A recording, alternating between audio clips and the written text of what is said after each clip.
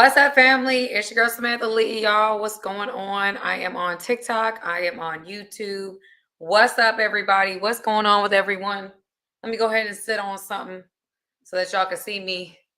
Well, the problem is now I'm on TikTok, so I can't do both. But what's up, everybody? Again, welcome to tonight's show. This one is going to be a very interesting one, so I'm excited about this one because I think it's something that we need to be talking about. So if you guys don't know, this particular live is called "You Say You Moved On, but Have You Really?" You say you moved on, but have you really? And so I'm going to give you guys some tips. I'm going to give you guys some ways to know whether or not you've moved on. I also want you guys to know, to say, you moved on, how you know you moved on, why you need to move on, all these, we're going to get through all of that, okay? I'm going to give you guys, I'm also going to share some stories because I understand, people sometimes they really relate better to stories. So I'm going to share some personal stories with you guys. Y'all are a part of my family, or my family, like I like to say. So I'm definitely going to be honest and transparent with you guys, like I always try to be. I don't know how to be anybody else but me. So anyway, welcome to the show. If you guys don't know already, my name is Samantha Lee. People that know me, like familiar with me one-on-one, everybody calls me Sam. I ain't never been called Samantha in my life unless I'm in trouble.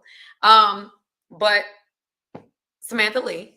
I'm a therapist by trade. I'm a full-time therapist. I'm a full-time content creator.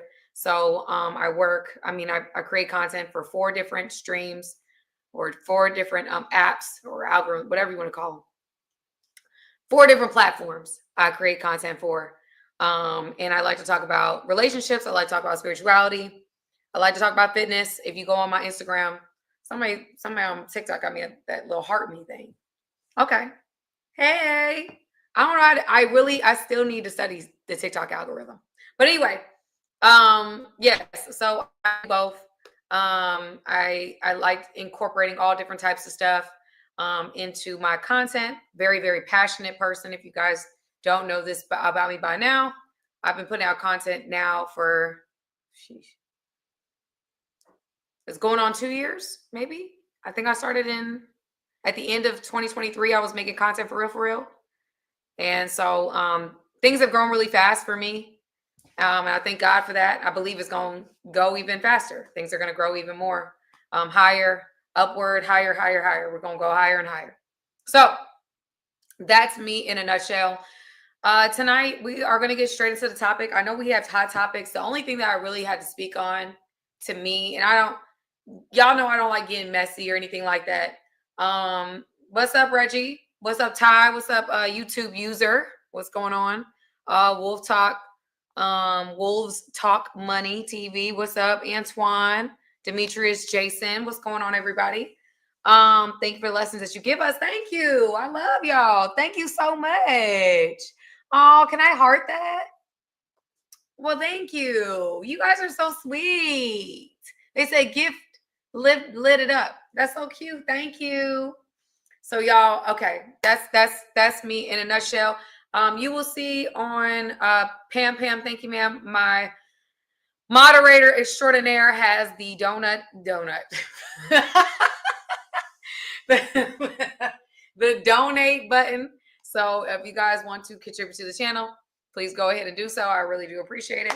If you have stickers, you can go ahead and do that as well. But if you like it, liking the video, and on both on this particular, on TikTok and on YouTube, I would love for you guys to like things, like the video. Please like, subscribe, please. It does help us so much to get into the algorithm, and that means a lot more than the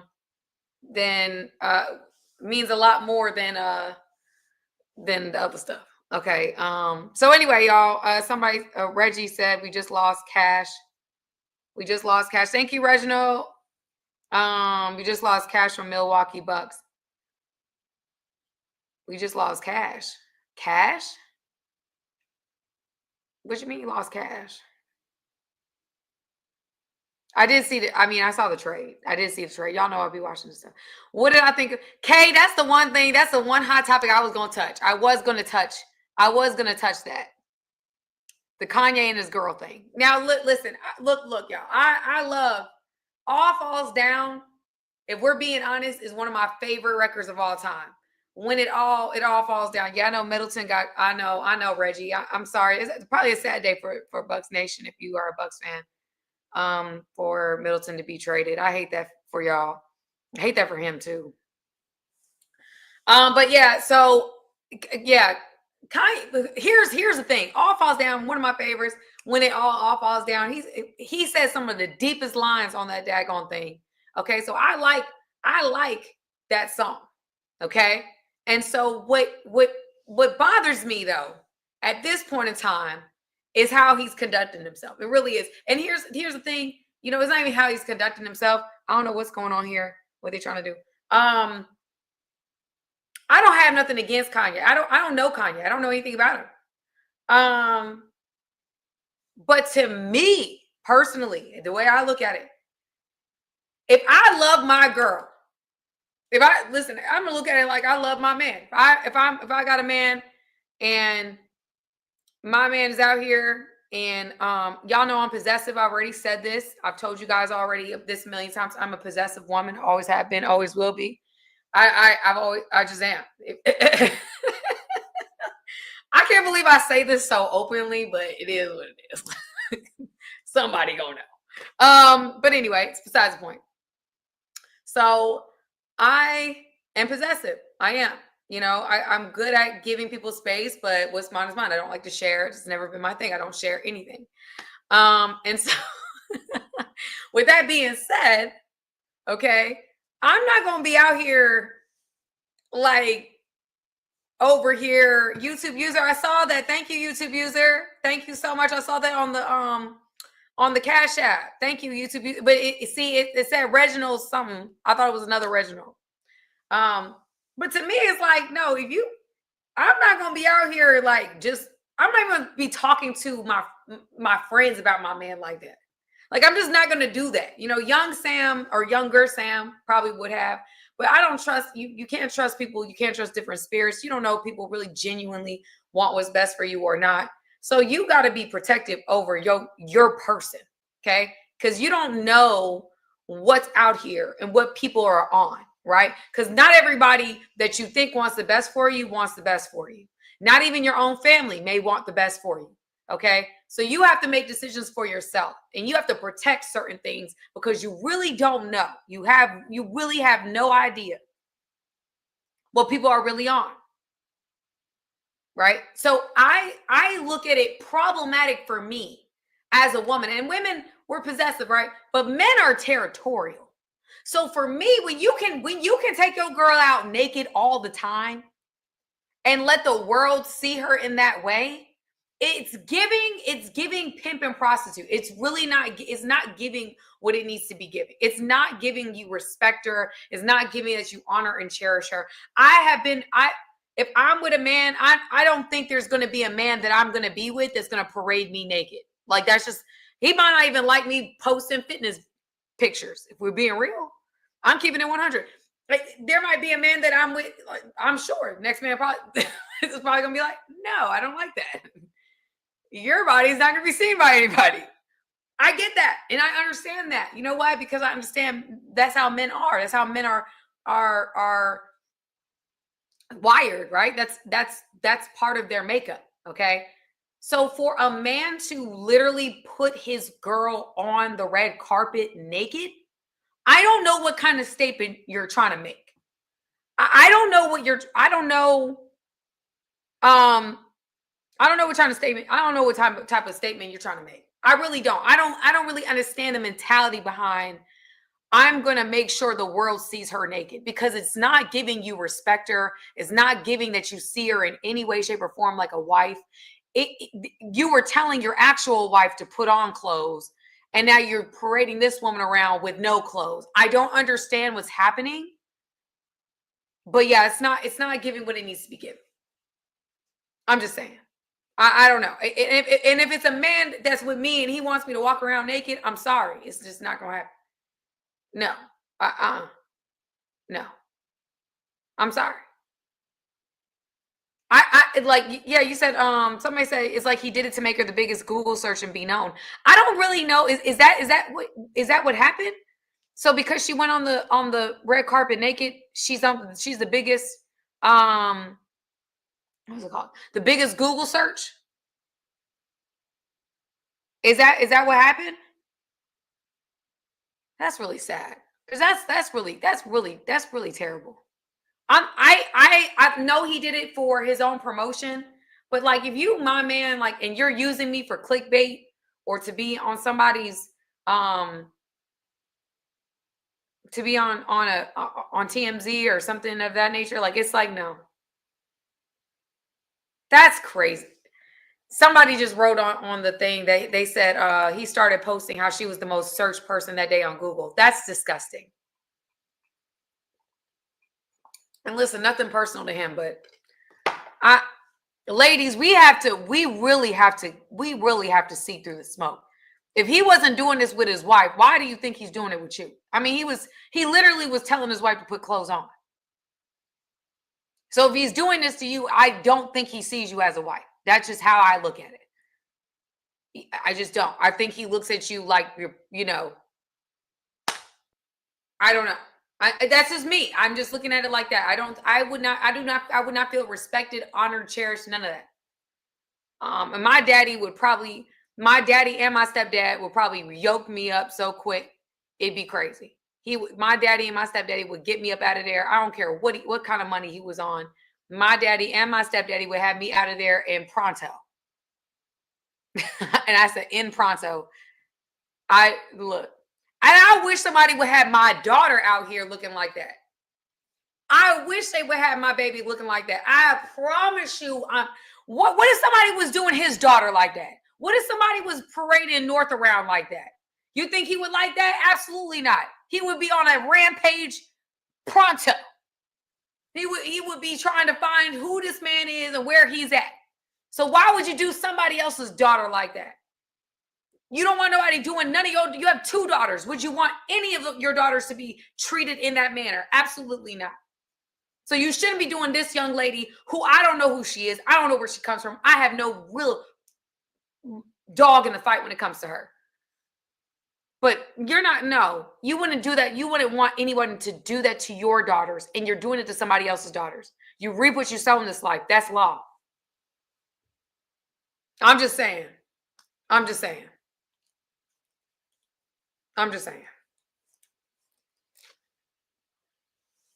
Okay, so anyway, we're back to where I was at.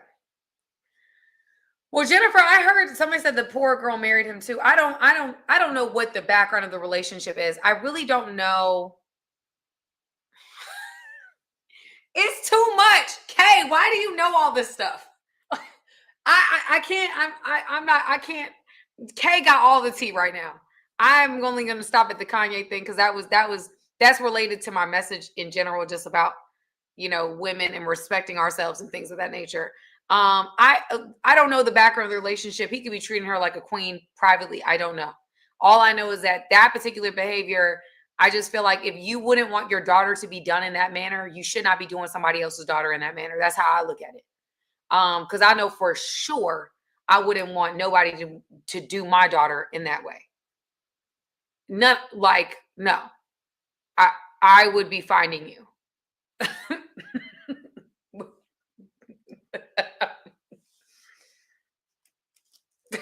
Y'all, sorry, my shoulder itching, but look, let me get myself together, y'all, because I don't even want to put myself in that position.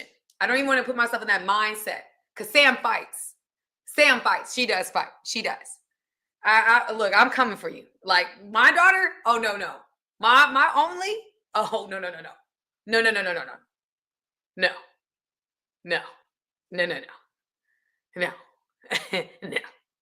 It's not happening. It's not happening. Anyway, y'all. Besides point, I'm gonna get off. Y'all being let me. Okay. I want you all also to know on my on both of my channels, I want you guys to know because I'm on TikTok, I'm on Facebook, and I'm on YouTube at the same time. I block and rebuke. I do. I block and rebuke. I want you guys to all know that. I do block and rebuke. Can y'all just get, oh my gosh, what is wrong with you guys? Like, how do I don't even know how to use this thing. I don't know. What is wrong? What's wrong with y'all? What's wrong with y'all? What's going on with you guys on TikTok? Y'all crazy. Anyway, let's keep going, y'all. Let's keep going. So anyway, because they like I just sincere. I'm not gonna do it. I'm not gonna do it because this is the enemy. I just had a great moment with God today. I just got a great moment with God. I'm not gonna do it today. I'm not gonna do it. You said somebody said on my YouTube, they say you look like you're about to break down on a cardboard box because I'm wearing a sweatsuit. Okay, well, yeah.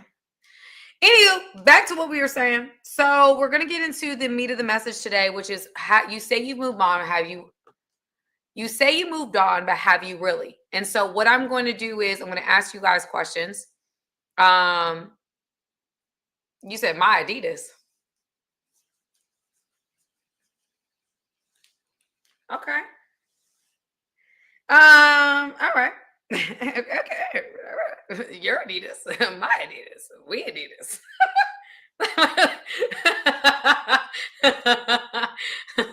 Run DMC. Oh yes. Okay, yeah. Right. Okay, so anyway, back to what we said. Hidden signs you haven't truly forgiven. Hidden signs you have not truly forgiven. Let's get into it. Okay. So a lot of people have said that they've moved on, but they haven't really. Okay. They love saying, I'm done with him, I'm done with her, blah, blah, blah, blah, blah. But people they're not really done. They're not really done. Okay. And so we are going to really discuss. I'm gonna go through some of the things that will give you a sign that you're not really over him or her or it. Okay. Him, her, or it. Right. And so we are going to talk about these things. Why? Because it is to the beginning of 2025. And I'm going to tell you guys a story after I go through the beginning parts, like this, the symptoms of not being over certain things. Right. And I'm going to tell you guys a story, personal story of mine, where I realized that there was things that I was holding on to and what it was doing to me. Okay. How that impacted me. I'm going to share that story. It's a personal story. I have never shared it on any platform. And so you got to tune in. You got to stay in. Okay. So the first sign is this. Emotional triggers. You still get angry, hurt, or bitter when the person or the situation is mentioned. Let's say that again. You still get hurt, angry, or bitter when the person or the situation is mentioned. All right? Okay? So that's trigger number one. So if you identify with this particular trigger, if something is mentioned, if the person's mentioned or the situation's mentioned, you still get hurt, you still feel your heart start beating fast, you start feeling, anxious, or you start feeling energy, you get into the same mindset of when it happened, right? It's a trigger for you. Okay, we might be talking about the fact that you're not over it yet. Okay. And somebody said, can this be any type of relationship? It could be anything. It could be I'm not over the situation that happened when I was in my childhood. I'm not over the breakup. I'm not over how this played out or that played out. If these situations still bring up a sense of emotionality from me, that I'm angry, hurt, or bitter, I've got to think about whether or not I'm over it or not. All right. Number 2 is rehearsing the pain. You replay this event in your mind, reliving the emotions over and over and over again. You replay how it happened, how it went down, what was said when it went down, what it smelled like when it went down. Okay. And you replay that thing. I remember when I was in school, there was a time where, and I'm not going to get into it, but something that happened in my childhood. And I remember being in college, right? And I'm sitting there and I'm minding my business, and it plays up in my mind. Like while I'm in class, I remember this. And the teacher had called my attention, right? But I was so lost in the memory of what had happened that I didn't even respond. I got in trouble that day. She's like, Samantha, you're daydreaming. She didn't realize, but I was in the middle of reliving a trauma. Okay. And I guess, there was no way she could know that. So I'm not faulting her for calling my attention and saying something about me. But in that moment, I was in the literally, yes, I'm in class, but I'm thinking, my mind was where I was when I was a child. Okay. So that is something that is a part of it, of understanding that you're not over it. Right? Number 3, silent punishment. You withdraw from or avoid the person even when they try to make amends. So even when somebody is trying to get over the situation, they're trying to make it right, they're trying to just make peace. If there's any opportunity where you have to be in the same room with them, if you have to see them, if they're trying to make amends, you're avoiding it. You want nothing to do with them. Okay? Like if you know that they're going to be somewhere, and not, mind you, we're not talking about situations where it's gonna go left. Like there's situations where you do have to protect your peace. You do have to be mindful, because this can go left or right. So you are saying, listen, I've gotta move away. I gotta do something different. Right? I understand that. We're talking about a situation where there's no, this can't implode, this can't explode. This is something that is an internal issue that you're experiencing.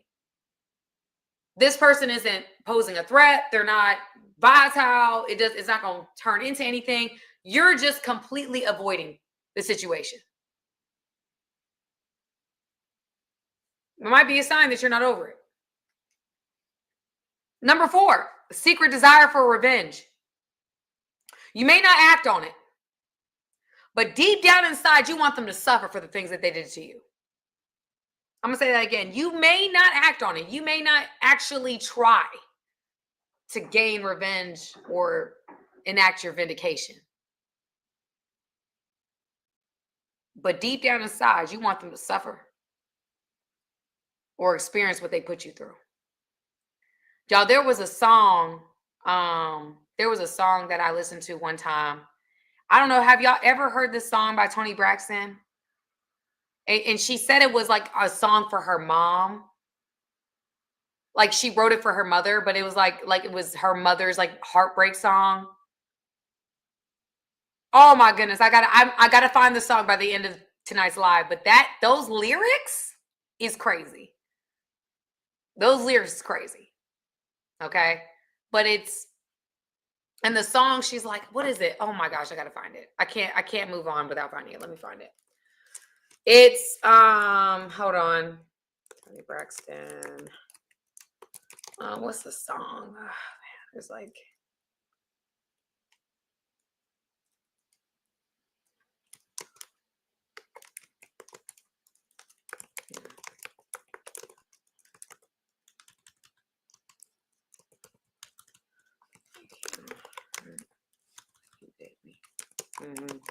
Okay, let me see. Yeah, I think is it called that? I think it's called that. No, that's not it. What's the song, man? Mm.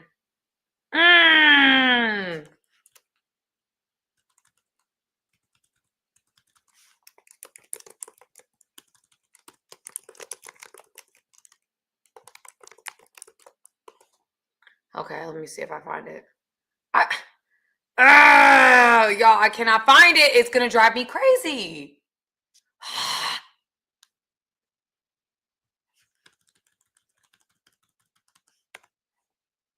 I cannot find the song.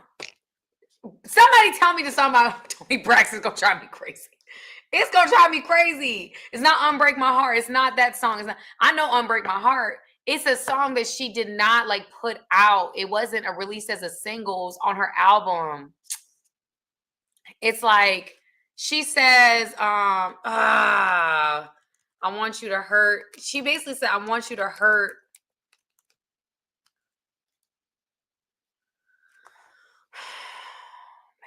Oh my God, I can't think of it.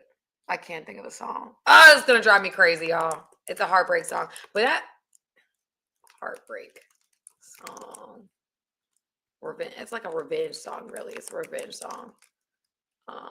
Yeah, it's like a revenge song. I don't know what, y'all, it's gonna drive me again. It's really gonna drive me crazy. Okay. I can't find it. It's gonna bother me. Is it called? No. Oh my God. In the song, y'all, I'm just gonna stop. I'm gonna stop. Okay. So the song is like when she's talking about how basically it's her singing it, and she's like, I hope that your daughter gets hurt the way you hurt me. Like, I hope this woman breaks your heart. I hope she hurts you so much, but I want you to get sick. She's like, I want you to get sick. But I don't want you to be unalived. I don't want you to, get hurt like that. What is it's like? It was like, it's not called Breathe Again.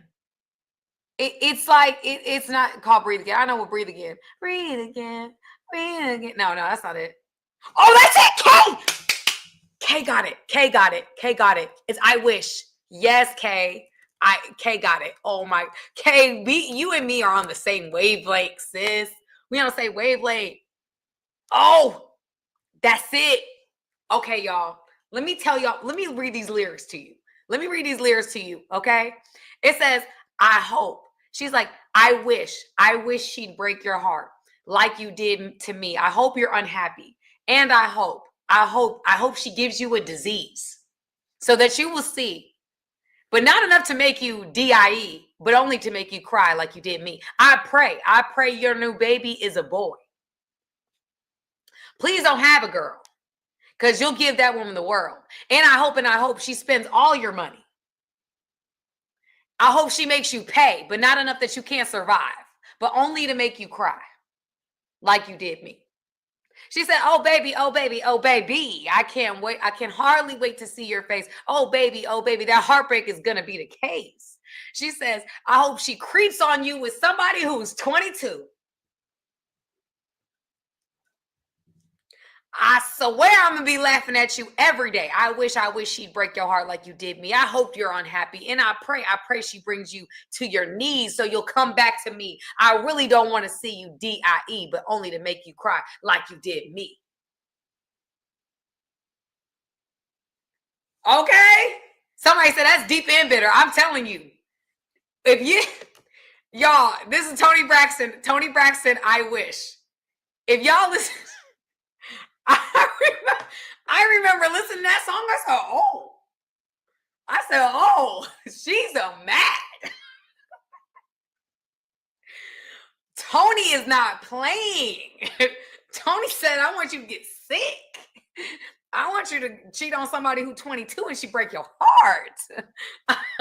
I want you to go to your knees. I want her to spend all your money.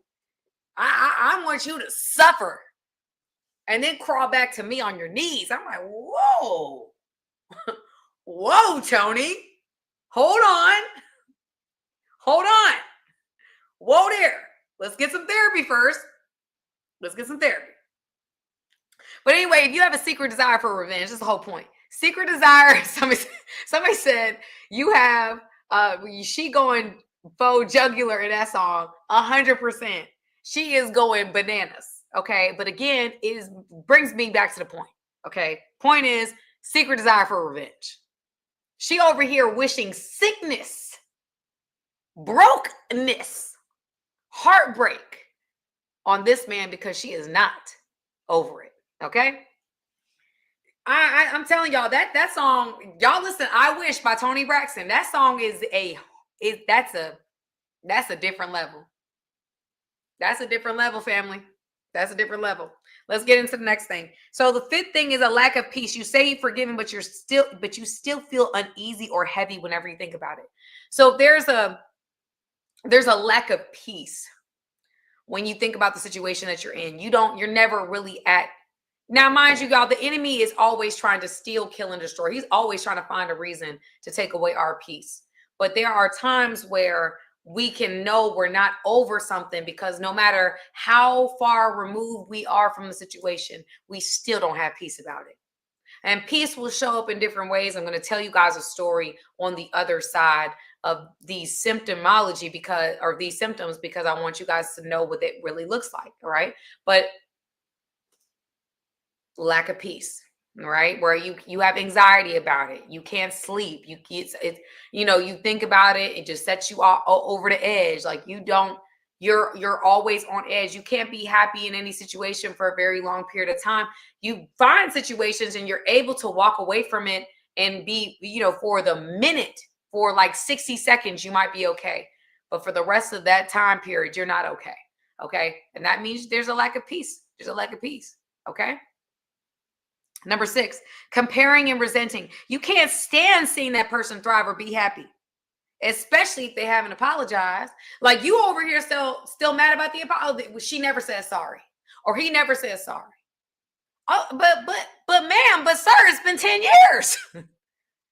What's that sorry gonna do for you? What's that sorry gonna do that prayer can't? What's that sorry gonna do? Sorry isn't gonna do anything. You're not over it. You still making it about the sorry because it's an excuse to stay in it. No, you're not over it. And even if they did say sorry, what's that gonna do for you? If they was to say sorry today, what's that gonna do? Is that gonna set you free? No. Right? I learned that the hard way. I learned that I was waiting on an apology I would never receive. Right? I would never receive that apology. But I'm over here holding back my peace, holding back me moving forward because I'm waiting on an apology that I would never get.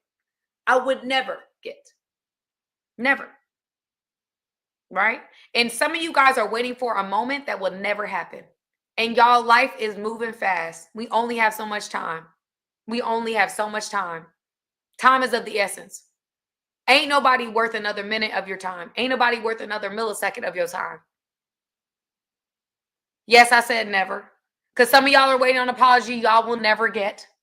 You will have to find your peace with the Lord, not with the person that you want to hear it from. And even if you did, so what? I remember getting an apology for somebody years later, and I'm like, this don't even mean nothing to me. This doesn't even change what happened, right? Doesn't change how I felt, doesn't change the experiences. I'm waiting on you to say sorry for what? What does that do for me? Closure is a scam, family. It's a scam that takes years of our lives. It takes years of our lives because we sit here waiting on something. We wait on something that may, like I said, may never come. I need that closure conversation. We just need to be able to hash what happened and why did he do this? Why did he cheat? Oh my gosh, I don't understand. I need to just have that conversation with her because I just need to know, like, why you do? It don't matter. It really don't. The why don't matter, family. I've learned that the hard way in life. The why doesn't matter. Why doesn't matter? What is what matters? What did they do? What did you do?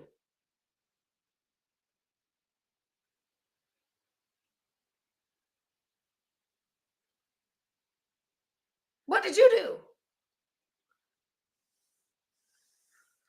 What did that person do? What did they like? That's all I need. If the what is enough, Sam out.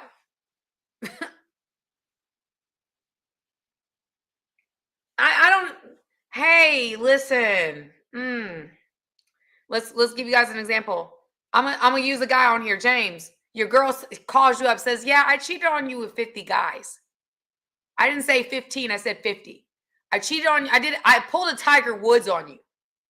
I cheated on you with 50 people. Here's why. Does the why matter? Does the why matter? Do I need to know why you did that? No, I know what. What did you do? Can I handle the what? The what is she cheated with 50 people. Can I handle that? What's your answer? Yes or no? What we do is, because we don't want to leave people. What people actually want, this is the truth, family, and I'm going to be very, very honest with you. The easiest type of breakup, hear me out. The easiest type of breakup is when that person still desires you and you don't want them. That's the easiest breakup. Because why? The power dynamics is shifted in your favor. The power dynamics is yours, because guess what? You are the one who's saying, I don't want you.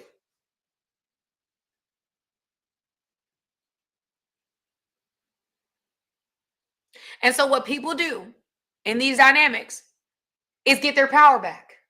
That's what they try to do. That's the whole point. That's why the antics are there.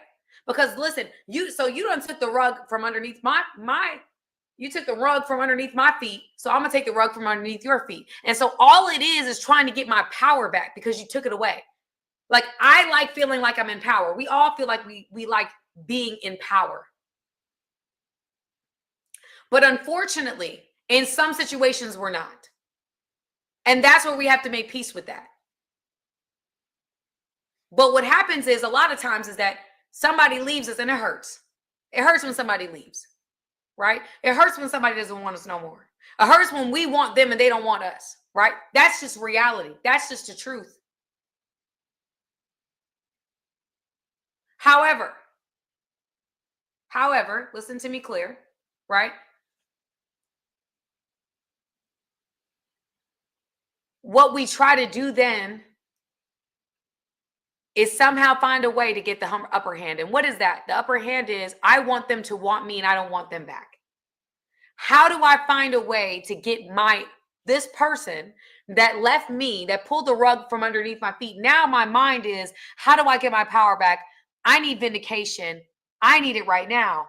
I want them to want me. I want them to apologize. I want them to call me. I want them to be on me and I want to be off them. And it's not really about the relationship, and it's not really about reconciling. What it's about is getting the power back in your hands. But here's what I want you to know. I hope this really does. Somebody said that's insanity, but look, go on YouTube. Shoot, you can go on TikTok. Most people will be praying, they be doing spells to get their ex back, not to really get their ex back, but so that they now have the power to make the decision to end the relationship. It wasn't about the relationship. It was about, I want you to want me and I don't want you. That's easier for me. I can swallow that because I'm in control. Because my issue isn't really you, and it's not really the relationship. It's the fact that I have no control. And you leaving me and then moving on is like a whole nother level. Right? And so here's the thing. I want you to hear this, and I hope this empowers you. You're the one who gave them power. They didn't have power before you. You gave them the power to have access to you. Your power is in your ability to control access, to manage access to you. And what you have to understand is that you are valuable enough that if somebody doesn't have access to you anymore in the same way, it hurts. You don't have to do anything else. Like, I've learned over time, when I'm trying to make you feel pain, it's because I don't feel like my absence is enough for you to feel pain.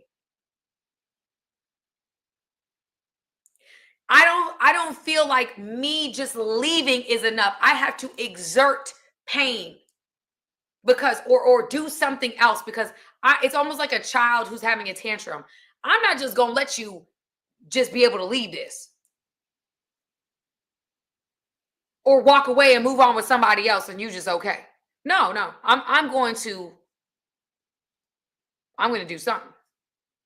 I'm going to have a tantrum. I'm gonna go nuts. I'm leaving kicking and screaming because you're not just about to leave me. That's what people do. They what they try to do is find a way to get their power back. That's what happens. That's what it becomes. Some people start smear campaigns. Some people have closure conversations. Some people beg for you back in order to just have you back, and then they have the power to leave you. People do it in different ways, but it's all about the same thing. It's power. It's a tantrum.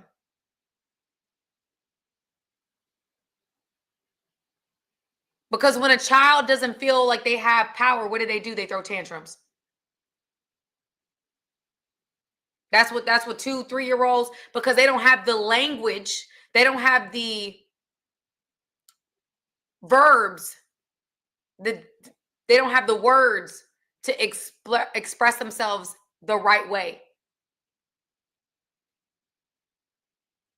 Right? They don't have the vocabulary to say this hurts me and this is why. So what do? They throw a tantrum in the middle of a Target. They throw a tantrum in the middle of the floor. Like that's what they do. In this situation, you don't feel like you have the power, and you don't feel like the vocabulary would even matter to get the power back in your favor. But I want you to know the power never left your hands, because you have to believe. And it took me a while to believe this, family. So listen to me clearly, for real.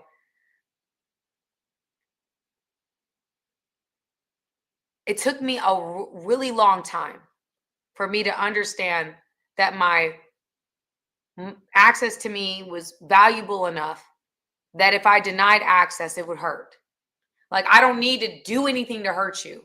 I don't need to do anything extra to make you feel any kind of way. I can just leave, and that's enough to hurt you.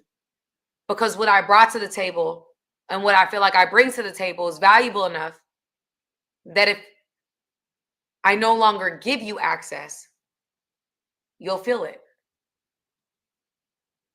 I don't need to do anything else. I don't need to make up anything. I don't need to concoct this demonic plan to get you. No, I believe that I'm valuable enough and what I offer is valuable enough that I don't need to do extra things to get you to feel more pain. I can just deny access. Right? And so that's what happens a lot of times, families, that we don't really understand our value. And because we don't understand our value, we feel like we've got to do more to get them to feel worse about leaving you. It's like, no, walk away.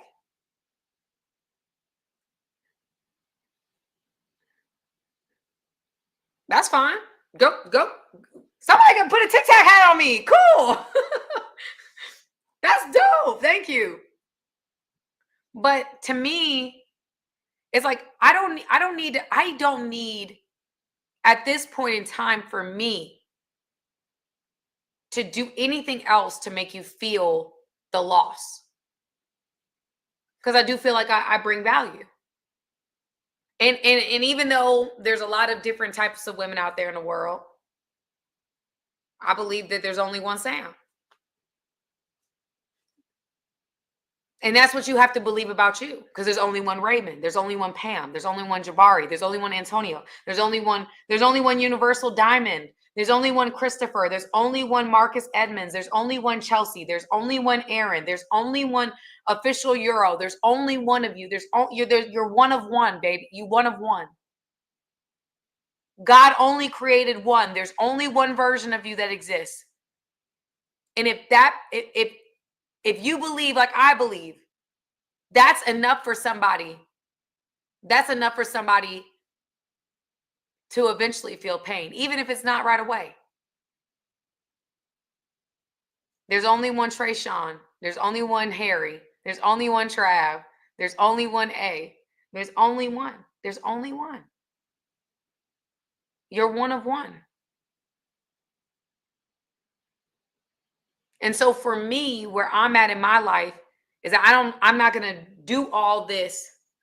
I'm not going to do all this stuff to hurt you. I'm not going to, there was, when I was growing up, women would be trying to take somebody's clothes and burn up their property and do all this. I'm not going to do all that. I'm just going to leave.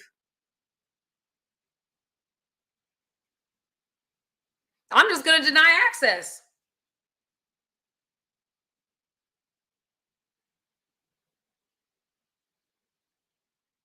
That's what you have to understand.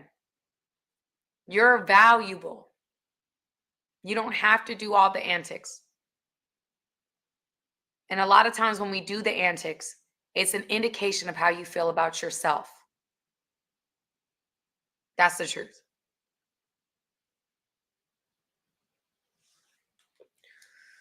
All right, let's keep it going.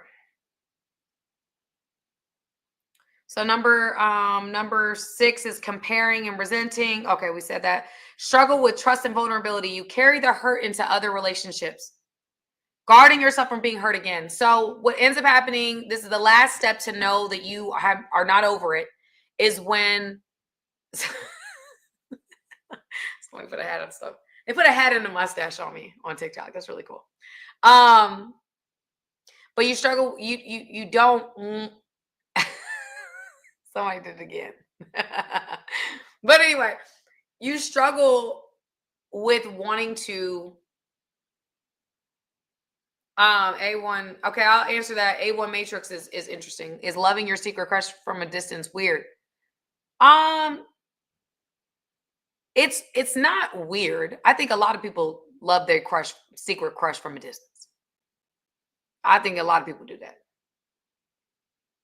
But anyway, that's besides the point. Here's my thing. You carry the hurt into, somebody did a heart. That's really sweet. Thank you. When you are unable to move on, right? If you have a desire to be connected to somebody, right? And men, this because even if you're single, you're trying to be around women, right? If you're trying to be around women and you get, I'm here, I'm there, I'm everywhere. I'm here, I'm there, I'm everywhere. I'm here, I'm there, I'm everywhere, right?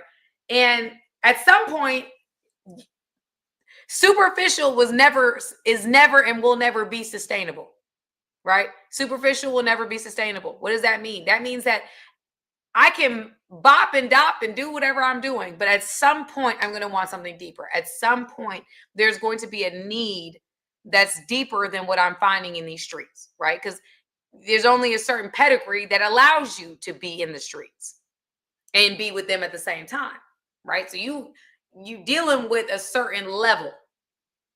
At some point, you're going to desire something deeper than that level. Why? Because superficial is not sustainable. I'm going to want deep. If you're a deep guy, if you're a deep woman, you're going to want deep love. Why? You were created to love deeply. If you think beyond the box, if you're somebody that is not like everybody else and you go into different environments and you're able to be discerning and you know what's going on and you're not like everybody else. You don't think like everybody else. If that is who you are as a human being, you're not going to want superficial. You're going to want deep because you were created to be deep. So at some point in time, there's going to be a point in this journey where you're saying, this is really cool. However, I kind of want somebody who's deep.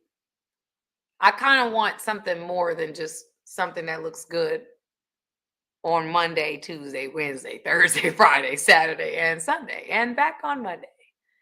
I'm going to want something different. And that's fine. There's a season for being in a situation where it's superficial. There's a season for that, right? You're healing. You don't want to give deep. Okay, cool. But at some point, family, I'm going to urge everybody that's watching me, do not allow something that hurts you to take years from your life. Messing with and doing superficial things, because you're wasting time. You are wasting time. It just is what it is. You bopping around. That's not a good use of your time. That's not a good use of your focus. That's not a good use of your spirit. That's not a good use of any of those things. And guess what? At some point in time, it catches up to you. At some point in time, all the stuff that you've been doing is going to catch up to you. All them spirits that you've been dealing with, all the things that you've been doing, it catches up. Trust and believe it catches up, especially because a lot of these women, and no disrespect, women out here are doing witchcraft. So now you over here, you know,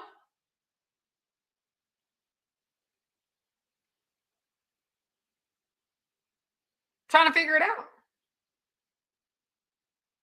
Wondering why I don't got no peace. Wondering why I have anxiety. Wondering why there's a quote, and I really love this quote. There's a quote that says, all my new women get old quick. The guy in the song says, listen, all my new women, they get old quick. They used to be cool for like a period of time, but now they get old quick. They got a 48-hour window, and it's about over. Thank you. Appreciate your time. Blessings on your journey. Godspeed, beloved. Do you need an Uber? No? You don't need an Uber? Text me when you get home. Thank you. Thank you for your services. Thank you for your services. You've been wonderful. You've been wonderful. You've been great. Winner. Sorry.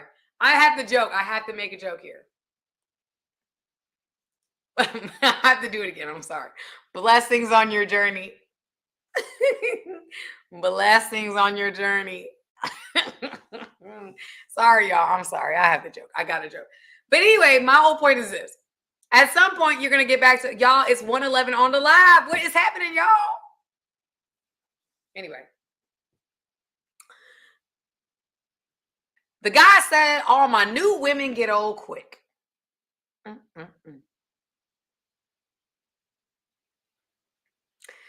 And so here we are. And you might be, most research shows that after, depending on how long a relationship, you want to spend from anywhere from three months to a year. Some people need 2 years, whatever the case may be, remove from the relationship to heal, right? To adequately heal from the relationship. When you spend more time on your own, there's going to be a time where you feel like you're losing time, right? Because at that point, now I'm like, okay, all right, I done did what I had to do. I done been out here in these streets. Now I want something for real. Now I'm kind of tired of this. Now I'm wanting something a little bit more sustainable that, you can only eat McDonald's so much before you desire a steak, right? Like, I like steak and I like mashed potatoes. I'm a big eater. Y'all don't know that, but I like to eat. And so because of that, there's only so much McDonald's is going to do. In fact, I don't even eat McDonald's, but let's get into it, right? Or a sandwich. At some point, I'm going to want some steak. At some point, I'm going to want a real meal. Y'all ever been away from home for a long time and you've been out on the road and you haven't really been eating like the food that you desire to eat? You haven't had moms cooking, or I don't know who in your family really be cooking like that, but My daughter, for example, my daughter goes and, there's times where she spends time with her godmother or things like that. And let's say she hasn't been around mommy like that. She comes back and she's going to say to mommy, can you cook? Right? Because she's like, mommy, I want you to cook. I want to eat mommy's food. I want mommy's food. And she'll be eating mommy's food every day. Every day. Mommy, can you do this? Mommy, can you do that? Mommy, can. And I'm like, okay, that's my daughter. I understand. We haven't been around each other. So I get that. At some point, you're going to want a real meal. Chick-fil-A, McDonald's, all those things are not going to sustain you. And you don't want the pain of your past to speak so loud that you can't move on to your future. I'm going to say that again. You don't want the pain of your past to speak so loud that you can't move on to your future. You don't want that. Why would you want your past relationship to ruin your future one? Why would you want your past? You want your ex to have that much power that you can't move on in the future? You want your ex to be speaking so loud that you can't have the legacy that you've dreamed of, the family that you've dreamed of, the type of life you've dreamed of? You're gonna let her take away a dream? That's what you're gonna do? You're gonna say, hey, she hurt me so bad, forget the dream. Forget what I desire for myself. Forget that. I'm just going to be single and I'm going to do whatever I want. That's not what you wanted. Why would you allow your past to steal anything from you? Why would you give them that type of authority?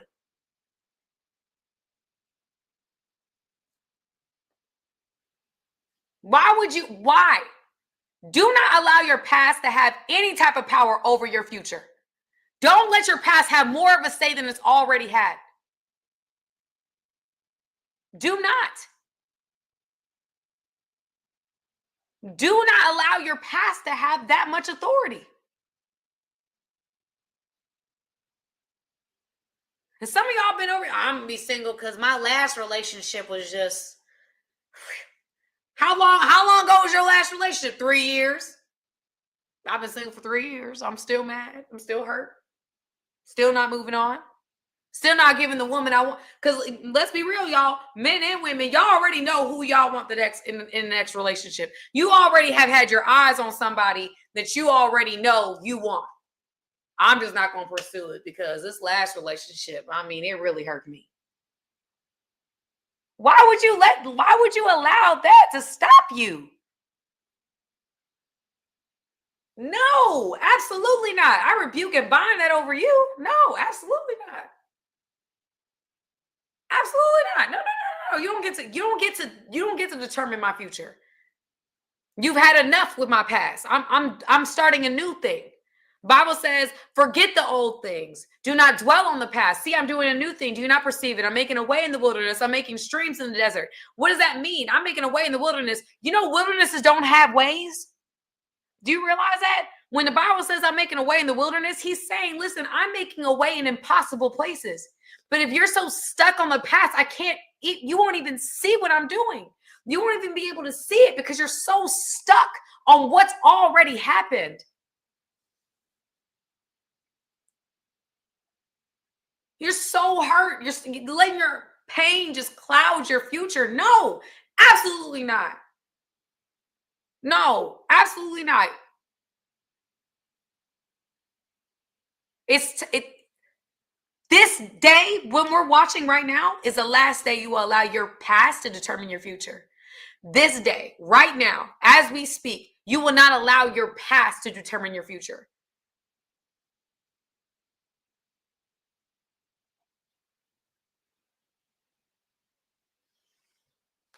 That's all I'm saying. All right, y'all. I got a little passionate with that.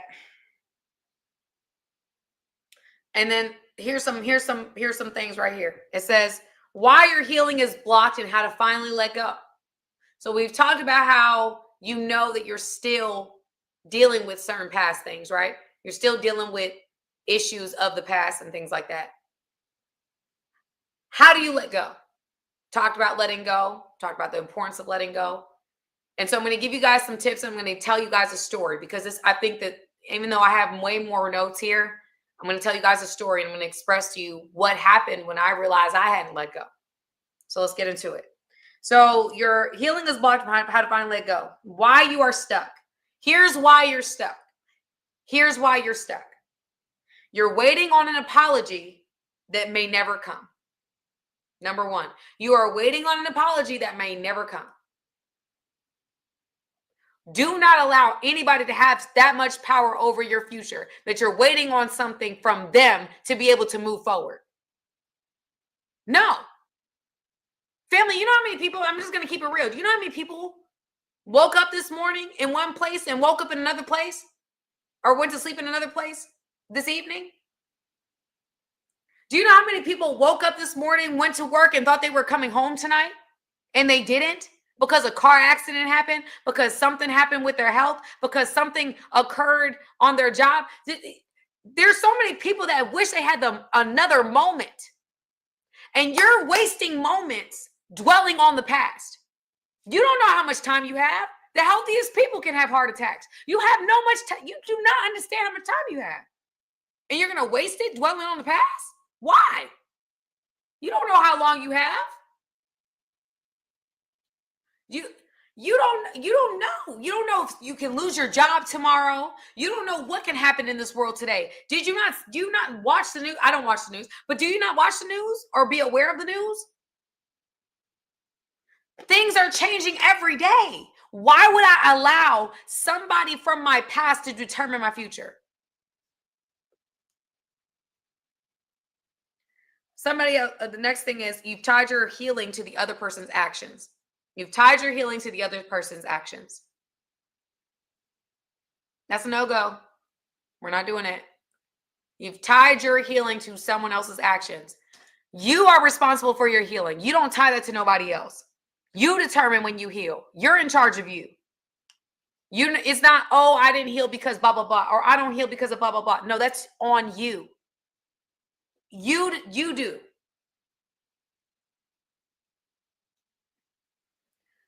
Number 3, you still define yourself by what happened. You still define yourself by what happened.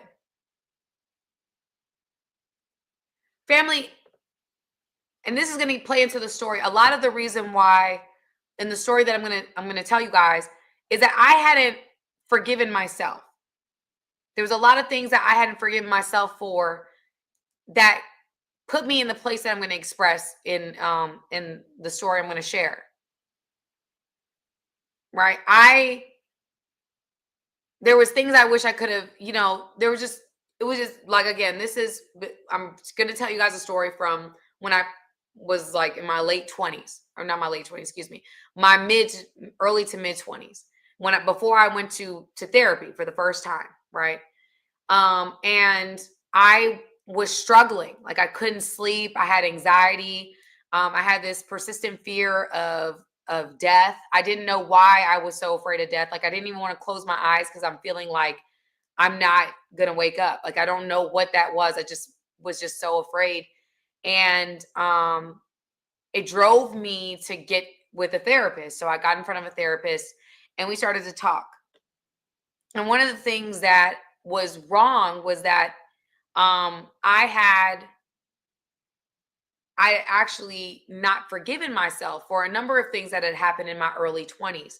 One involving a relationship, one involving I was sexually assaulted. And there was a part of me that blamed myself. Because when it happened, my friend had left the party and I should have left with her, but I didn't leave the party. So I blame myself for what happened to me. And I also, when I was in this relationship, there was things that I allowed in that relationship that I was mad at myself for. And there was ways that I went about the relationship that were wrong. Right. And because I had not forgiven myself, I had spent the rest of, rest of those 3 years really living as a reaction. Sorry, y'all. Really living as a reaction. Like I wasn't living well. I was living as a walking reaction to what had happened to me. And when I got into therapy, one of the first things I had to do was forgive the version of myself that stayed at that party. And then number 2, that stayed in that relationship. Because I had to understand that that 19-year-old version of me, or the 20-year-old version of me, that version of me didn't know any better. The now 24 or 25-year-old version of me did. But the 19 and 20-year-old version of me didn't. And part of my healing process was me forgiving myself. Forgiving myself. Because I blamed me. And instead of dealing with that, I just kind of went on and I was living life. You know, I'm a college student, graduated college, went into grad school. And it wasn't until the end of grad school where I was like, something's wrong with me. Like, something's not right. Like, at that point, it was now impacting my sleep. It was impacting my ability to function at my optimal capacity. Like, my brain was not where it needed to be. You know, I was not myself. I was not who I needed to be. I was dealing with depression, anxiety, confusion. I mean, like I said, I wasn't even sleeping. I was struggling. I was really, really struggling. And the problem was that I had not forgiven me. That was the main issue. That me not forgiving myself and me not forgiving the people that had hurt me was one of the biggest problems I had. And what I had to do was write a letter and express it for me to be able to really move forward and move on.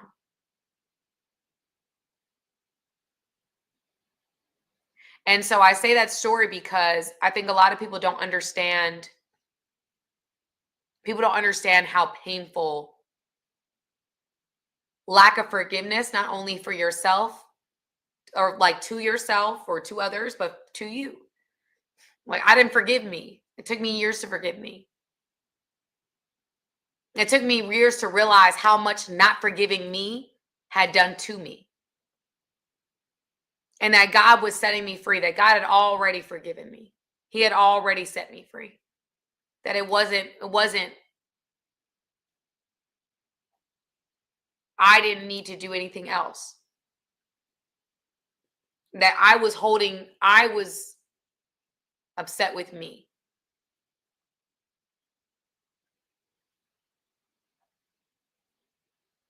And in order for me to truly kickstart my healing process was to forgive me and to forgive others. Truly forgive. Truly.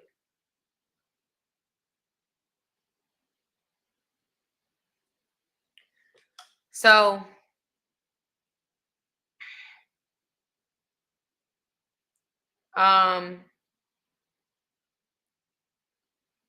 yeah. And the last part of this is you still define yourself of what had happened. So that was me like forgiving myself and not, saying, not being defined by the mistakes I had made. I made a lot of mistakes, but guess what? I got back up. Guess what? I learned from them. Guess what? I can teach other people about it. Guess what? I'm better now. I'm better. I learned my lesson. I will not make those same mistakes again.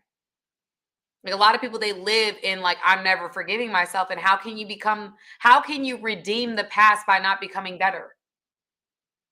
How do you redeem the things that you've done if you don't make the effort to become a better human being because of it? I'm not going to allow my past to define me. No. The last one is you haven't processed the pain, you've suppressed it. So a lot of people, instead of just dealing with what they feel, they suppress it. They push it down. And that's what I did. I pushed down a lot of my pain. I was pushing down feelings. I was pushing down emotions. I was pushing down unforgiveness. I was just pushing down, suppressing.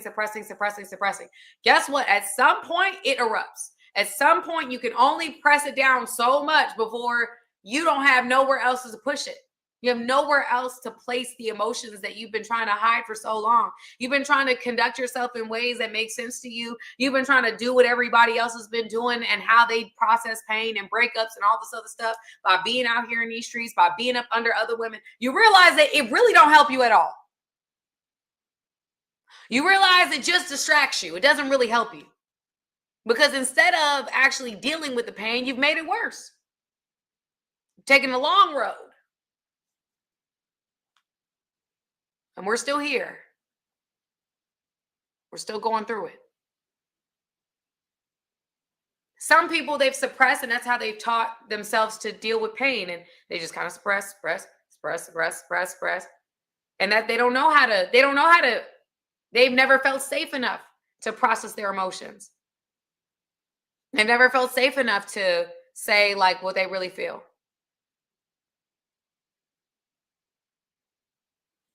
It's very, very important for you guys to share that. Share that. Don't let it just stay. You suppressing doesn't heal you. You suppressing keeps you sick. If I just had the flu and I never went to the doctor, or if I had some type of disease and I never went to the doctor, I would never get well. Why? Because I'm not seeing anybody. I'm not seeing anybody to get better. I'm not doing anything to get better. I'm just pushing it down. I'm trying to hide the symptoms. I'm not getting better. Suppressing does not make you stronger. Suppressing actually makes you weaker. Now, there's a way to express your emotions and there's a space to express your emotions. But people don't, a lot of times, especially in our society, we don't, I can handle it. I'm not going to talk to nobody. I don't trust nobody with my emotions. I don't trust nobody with what I got going on. I don't trust nobody. You got to find somebody to trust. I'm sorry, beloved. Somebody you got to talk to. Somebody you can just share and feel safe sharing with. Somebody you could just spill it all out and just let it is what it is. That's part of the reason why relationships are important. When you keep dealing with superficial relationships with people, you don't have the ability to share. Because you can't trust these people you messing around with. You can't trust them as far as you see them. All you can do is insert and go. That's all that's there for that. It's not a situation where you can actually have like a real dialogue and be open. And you don't get better. You stay sick.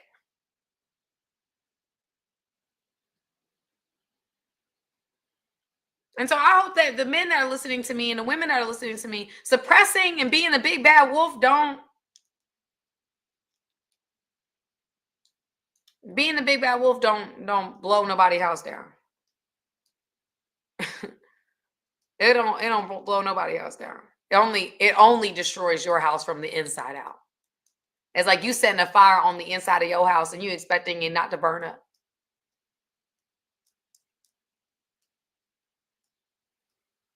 Do not suppress. Express. And I'm not saying express on social media. That ain't safe. I'm not saying, go talk to your homeboys about it. Go talk to your mama about it. Go talk to your dad. No, I'm not saying that either. Because sometimes the air that you breathe or the levels that you're on, you can't just speak to your family. You can't just speak to your friends. They can't relate to your experiences.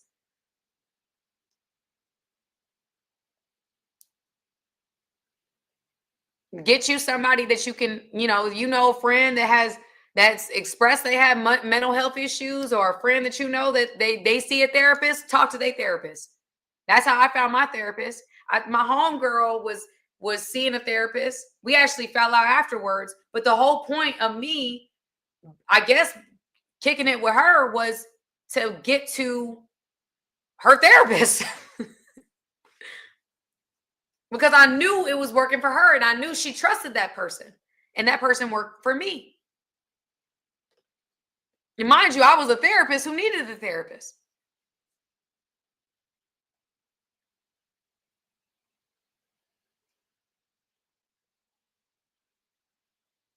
So again, you want to make sure that we are not suppressing, we are expressing, okay? And so we want to know the psychological effects. I'm gonna run through this really quickly. It's increased stress, anxiety, and depression. It's difficulty forming relationships due to trust issues. It's repressed anger, which can manifest as physical illness, headaches, digestive issues, and high blood pressure. Emotional exhaustion, constantly carrying old pain drains your energy and joy. And so there's a lot more to this. I took a lot of notes, y'all, and I really didn't expect myself to be on here so long. So I'm gonna try to hurry this up. But how unforgiveness keeps you in toxic cycles. You attract the same type of pain. Unresolved wounds draw you into the relationship patterns with similar patterns, can draw you into relationships with similar patterns.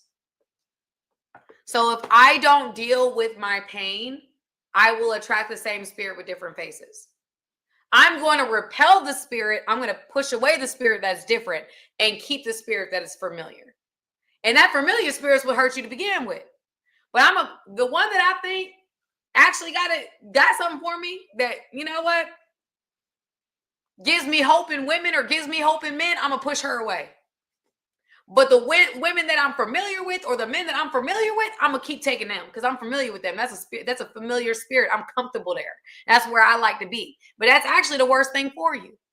Keeps you in a holding pattern. You don't get nowhere. You get nowhere fast staying in the same place.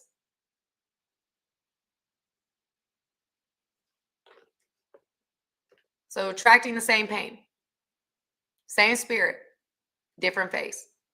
And so the spirit that will actually heal me, or not heal me, but the spirit that will actually do something for me, spirit that might take me to the next level, spirit that I know might actually,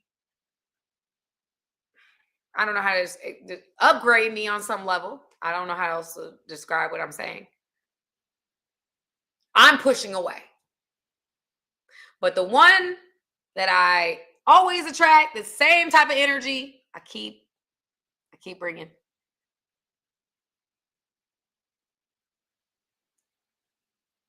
Keep bringing back. All right. Self-sabotage. Holding on to pain can cause you to react in ways that push away healthy relationships. That's what I just said, y'all. So because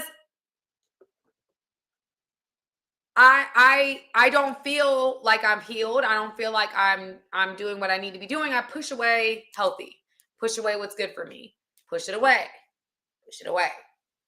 That's self-sabotage. I know what's good for me. We all know what's good for us, but a lot of times what's good for us scares us. I'm in the vein, y'all, because it's 111. It's 111 on this live. It went back on 111 like 3 times. We push away what's good for us. So, what's good for me is kind of like, that's going to challenge me. I don't know. When you heal, you're like, oh, that was great. That was a great move. But what happens is the enemy is very good about bringing certain energies back around us that we're familiar with. He doesn't want you to heal. The enemy does not want you to heal. So the enemy is going to keep bringing the same type of energy around you. So unless you change, it doesn't change. Unless you make a decision, it's going to keep happening because you're always going to be put in the same position to make the same decision. Is you saying, you know what? It's time for me to let this go. On this live tonight, we're going to be like, you know what? I'm letting this thing go. I'm not going to hold on to this past anymore. It's exhausting. I'm tired of being anxious. I'm tired of being stressed. I'm tired of holding on to this burden. It's time for me to let this thing go. And I think that's a great decision. Because your past does not deserve any more real estate.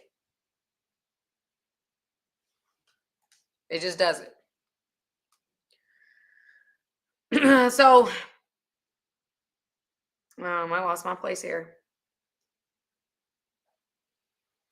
Sorry. Generational cycles. Unforgiveness can create unhealthy family dynamics that get passed down. You don't want to teach your children this. You don't want to change. It's not just about you. It's about your legacy. You don't want to continue the cycle.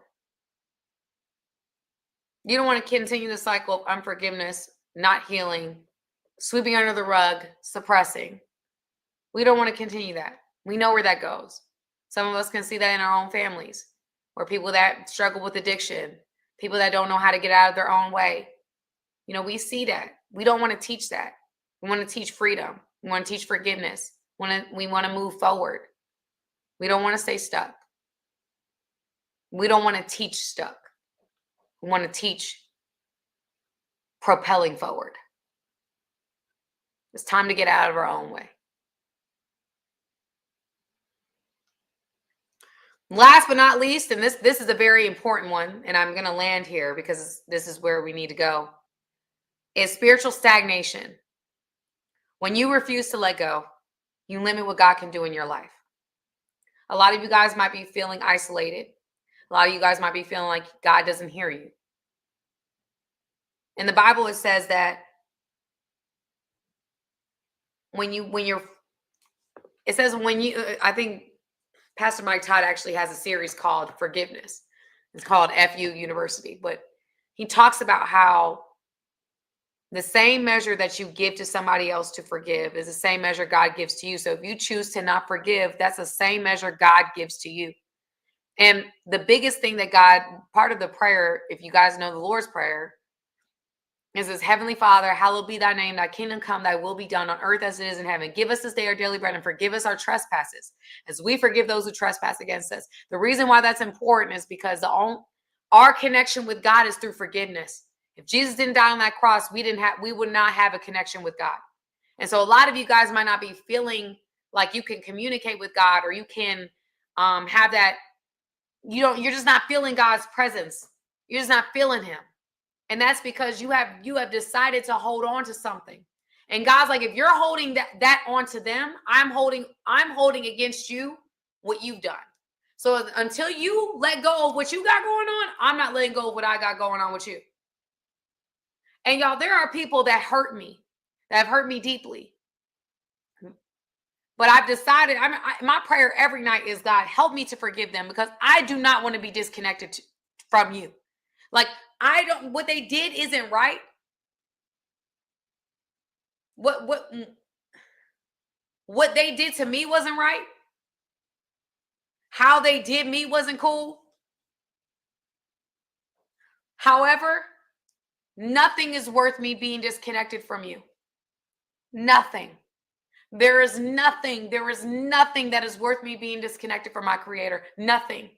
There is nothing. There's absolutely nothing in this world that is worth me being disconnected from my Creator. When everybody left, when everybody wasn't there, when I had to kind of figure things out for myself, God was there. So there's no way I'm going to let a mere mortal to stop me from being able to connect with my Creator. I don't care what people have done. I don't care how they've talked about you, betrayed you, did whatever. I don't care. I've been through it. I understand it.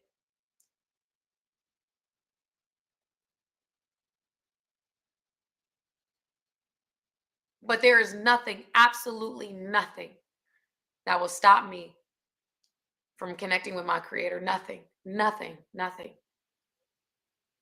Because when I had nothing, he was there. When I was homeless, sleeping in my 99 Honda, he was there. When I had those sleepless nights, he was there. When I was crying in my bathroom, he was there. Before I got on this live, he was there. It's not about whether or not what they did was right, wrong, indifferent. It could have been terrible. And I've had terrible things done.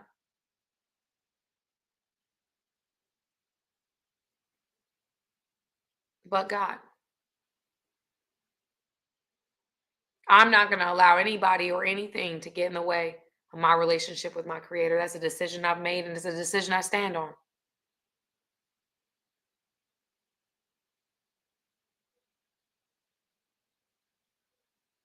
There was a time in my life, I'm going to end on this story. I was really trying to find God. And I went to a place, and it was like a deliverance ministry. And I've never been to a deliverance ministry in my life. I've never been in one of these rooms ever. I've never seen anything like that. So I went into the room where they had the deliverance rooms, and they had people praying, and I was praying as well. And there was a painful moment in my life that they wanted me to remember. That they brought up in the room that I don't even think I shared it, but they brought up when I was in this deliverance room, and they were like, tell me about this room. And I remember going back and thinking about the room, like thinking about like how that painful room looked. And they were like, I want you to look in all parts of the room. And I want you to tell me where you are. Right. And so I told them I was in a corner. I was in a corner of that room. And they said to me, now I want you to look at that room again, and I want you to tell me where you see God. Or what else do you see in that room? And I remember looking in that room, and I saw like a light, almost like a light type of thing that was in the room with me. I fell out. I cried. I realized that on my darkest moments, he was there. He was there.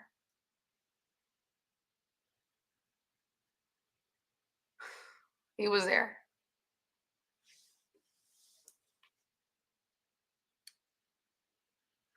And I realized that even on my worst day,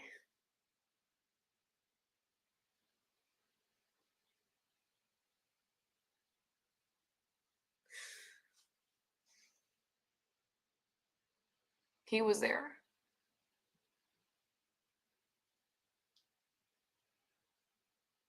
There's nothing. Because even in that moment, he protected me. He protected me. And I didn't realize it. I looked at it like, I looked at it from playing out the situation and stuff. Like, I saw it. And I was like, he protected me. And I didn't even know that he did. Like, I'm sitting here thinking about how bad that moment was, but I realized that moment could have been worse.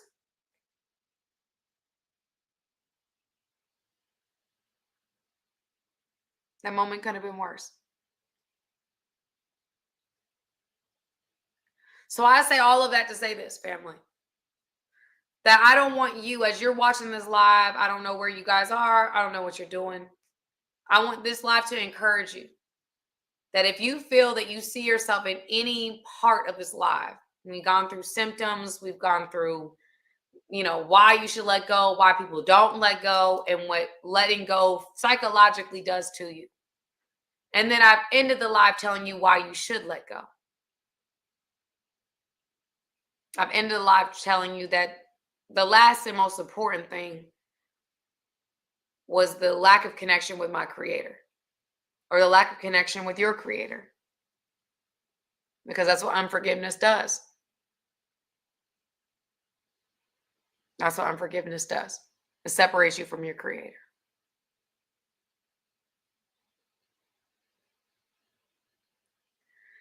And that's too expensive for me. It's way too expensive. I don't want anybody on any of my lives as watching me on these different platforms. I want you guys, do not allow the pain of your past to stagnate your future, to take away from the relationships, the experiences that you could be having. Have made way more mental real estate than they should have. I don't care what they've done. I don't care how they did it. It doesn't matter. Your time, your connection with your creator, and the legacy that you were meant to have. The legacy you were meant to build. None of that is worth sacrificing for your past. None of it.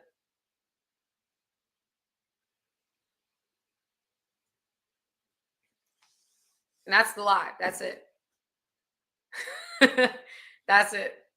That is the truth about healing and letting go. All right. So, family, I love you guys. I'm going to jump off. I thank you guys for tuning in to another live. I hope you enjoy this live. I want to hear from you guys. Go ahead and like the live if you felt like it resonated with your spirit. I want to see your comments below. Let me know what you thought, what you liked, what you didn't like, what you want me to talk about moving forward. I want to hear from you guys. So, again, thank you everyone for tuning in. Thank you for everybody who contributed to the live. I didn't really get to see anything moving because I was in my own passionate zone, and y'all know how I am. If you've watched me a little bit, you know I'm passionate. This is what I am. But I want to thank everybody who contributed. Thank you. And I will see you guys next week on my lives on Monday and Wednesday night. Okay? I'll talk to you guys later. Love y'all. Have a great night, okay? I'll see you guys soon.